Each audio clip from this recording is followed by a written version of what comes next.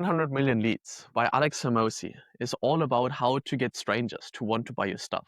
So I think of that as the knights who attract leads to their banner by creating content, or the rangers who hit their targets through warm and cold outreach. Let's jump into the summary. Generally, with an abundance of leads, every business is successful. And if you want to have access to this whole summary, you can just check it out in the link below. So here we have 100 million leads. And in order to get leads, we need lead magnets. So this is the thing that usually attracts the people. A lead magnet is a complete solution to a narrow problem given away at a significant discount or ideally free to attract the ideal customers. When you have a school community, this is how you get people into the community by offering them a lead magnet. And once the lead magnet solves this narrow problem, it should reveal the next problem, which will then be solved by your core offer, which is the thing that you make most of your money from. Think of the lead magnet as giving your ideal customer a taste of your whole offer so they can decide whether they want the whole thing. This will result in more people being interested in your product while you can make more money and improve the brand all at the same time. It's valuable enough that people consume it while also making the right people more likely to buy. Let's start by defining the problem. And every problem has a solution which will then reveal more problems. With the problem defined, we can now figure out how to solve it. And there are three different lead magnets that allow us to do that. The first one is an assessment, which just reveals the actual problem that the people have. Ideally, one that gets worse the longer they wait. Or it's a free trial, so they can get a taste of what to actually expect in the core offer. Or it is solving the first step out of many. Now we need to figure out how to deliver the solution. This can be a physical product, information, software, or general service. Then it's about testing how to name that and make it really easy to consume. Give people different options on how to consume the information or be flexible in your availability. And then, of course, make it really goddamn good, because people judge the value that they'll get from the paid thing based on how valuable the free thing is. And if the free thing is more valuable than other people's paid thing, then you have the perfect lead magnet. So you want to give away the secrets, but sell the implementation. The easiest way to get people to think they'll get value after the buy is to provide value before they buy. The last step of the lead magnet is to make it easy for them to tell you that they want more. So tell them what to do and give them reasons to do it right now through, for example, scarcity and urgency. With this killer lead magnet, it's all about getting the leads actually. So we can get the leads from two types of audiences. Either they're warm, so they already know you, or they're cold and they don't know you. And we can communicate them in two ways, either one-to-one or one-to-many. So these make up the core four: warm outreach, cold outreach, free content, and paid advertisement. We start with warm outreach because it's the cheapest and most reliable way to find new customers.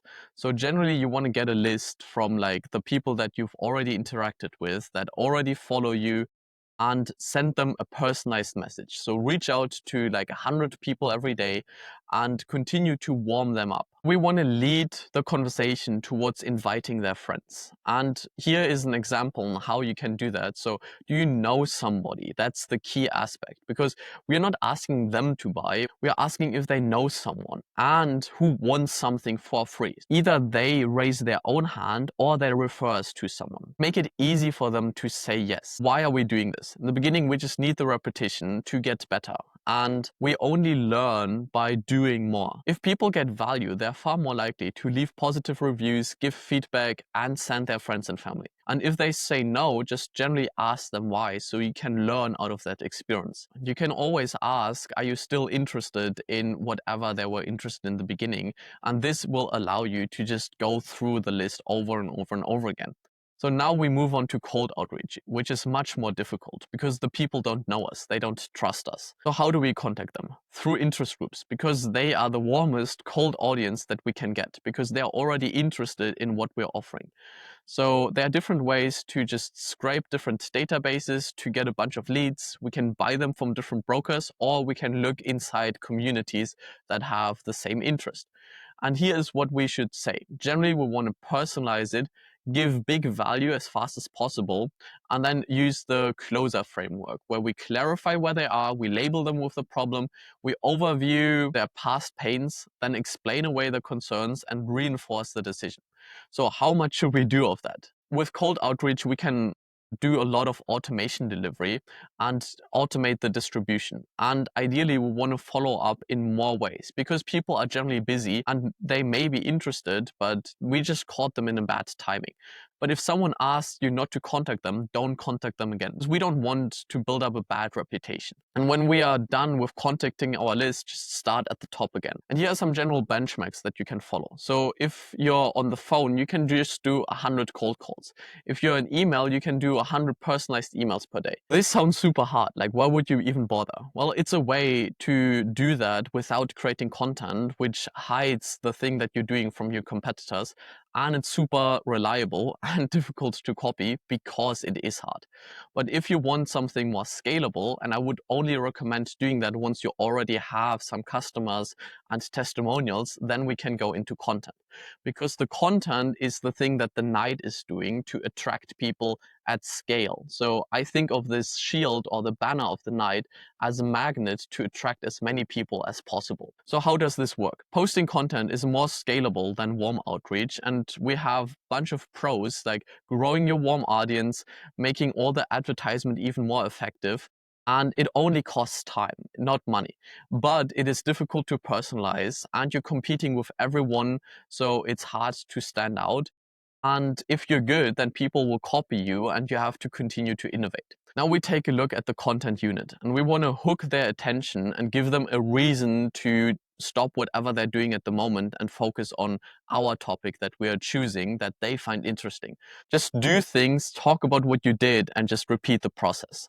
So now we think about more of the headlines. So we want to give people a good headline that ideally connects to recency, relevancy, celebrity, proximity, conflict, unusual, or ongoing. All of these things capture attention. There are different formats that we can use. And ideally, we just copy the thing that currently works on that specific platform. So this is kind of the meta of that platform. Once we've captured their attention, we want to retain it and keep them engaged. And we can do this through lists or different steps or by telling us stories. By retaining them long enough, we can get them to the reward, the payoff, the reason why they're consuming in the first place. And that determines the quality of the content. It's the value per second that you are able to give to them. And people don't have shorter attention spans. They just have higher standards. So we need to increase the chances the reward happens by, for example, hooking the right audience, retaining them, and then clearly satisfying the reason the content hooked them to begin with. Here's how to know if the stuff is good. The audience will always tell you. And we want to not just match, but also exceed their expectations.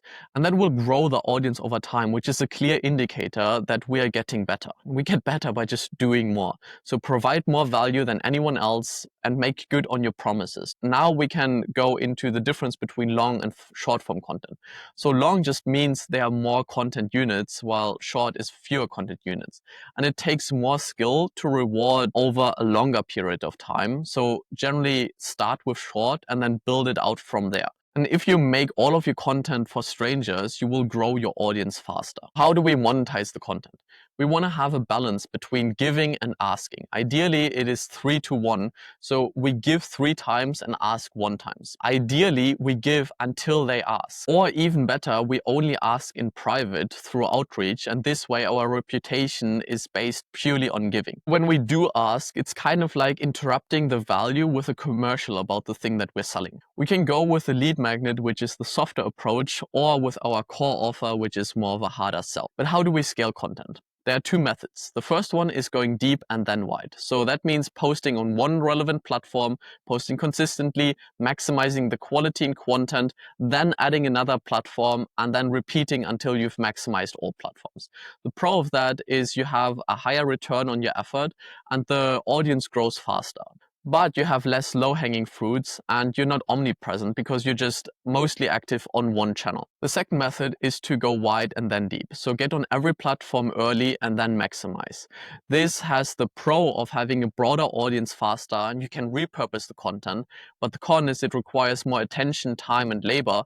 and it often leads to a lot of bad content everywhere. Here's how Hormozi did this. He found the different topics from the hook section, then he sits down twice a month to record as much content as possible and focuses on making shareable content. So why is content worth it? Well, it makes everything work better. And here are generally 7 lessons that you can integrate that generally helped Hormozi specifically grow to the content that he has now. And here are general benchmarks where you can measure the size and speed of your growth. We can only control the inputs, and measuring the outputs only makes sense when we're actually consistent with that. Now we move towards ads, and since I haven't spent a lot of time, I'm just going to blitz through that, and you can go deeper into the content by just checking out the whole document. So with ads, we generally want to know where to advertise, getting the right audience to see it, and then making the best ads for them to see it. So there are different ways to create the call out, have the value and the call to action. But ideally, we just want to get to the point where we have a permission to contact them. The efficiency matters more than the creativity. All advertisement works. The question is how well it works. And the lifetime value of the customer should be 3 times of how much it costs to acquire that customer. And that is how we can figure out how much to spend. We should generally track money. In the beginning, we're going to lose money, but then we get to the point where we can just print money. Because once an advertisement has this 3-to-1 ratio, then we can just scale that to the moon, basically. And that is why we want to have the cost of acquisition as low as possible, make the lifetime gross profit as high as possible. And here's how to fix the ads. With an upsell, we can lower the acquisition costs, and generally the easiest way is to just sell more of what we already offered. And here are some lessons. Don't confuse sales problems with advertisement problems. Your best free content can make the best paid ads.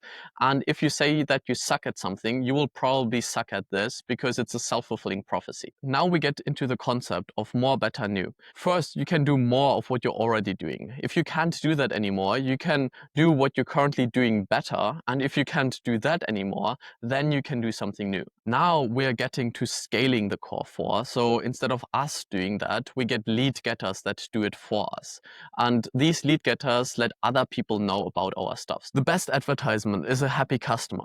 And the reason why most businesses don't get more referrals is because either the product isn't good enough, which means we need to just give more, or alternatively, they just don't ask for referrals. So if you don't ask for it, you obviously will not get more. After referrals, you can focus on affiliates. And affiliates are independent businesses that tells their audience to buy your stuff. And once they get going, they can completely operate on their own. And from there on, you can actually build a whole affiliate army by just finding your ideal affiliates, making them an offer, qualify them, figure out what to pay them, and then get them advertising and keep them advertising. Then you can also get employees, and you want to replace yourself as soon as you can so you can make yourself useful somewhere else.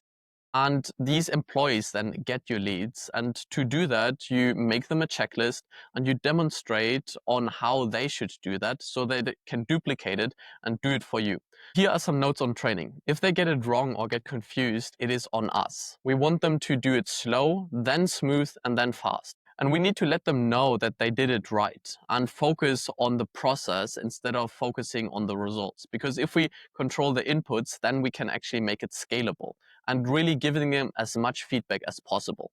From here on, we can actually hire agencies so we don't have to do the training of the employees ourselves. And this is also how we can approach new platforms. And ideally, we want to learn from them so we can eventually start training our own people to do that. And here is the total roadmap. On level 1, your friends know about your stuff that you sell. On level 2, you consistently inform everyone about the stuff that you sell. On level 3, you get employees to help you do more advertisement. Level 4, your product is good enough to get consistent referrals. Level 5, your advertisement is in more places, in more ways, with more people. And level 6, you hire killers who actually do the things for you. We're going to finish with the concept open to goal. Work until the job is done and don't do your best. Do what is required. Then we also have some Hormozi habits, a 1-page advertisement checklist, and the last advice, which is test until you find something that works and double down on it until it breaks. This is the summary of 100 million leads. And if you want to have access to this whole document, just check the link below. And that is how you can get strangers to want to buy your stuff. You can be a knight and create content and attract more leads to your banner. Or you can reach out as a ranger and find the right targets, and hit them consistently. And remember to enjoy the journey while playing this game.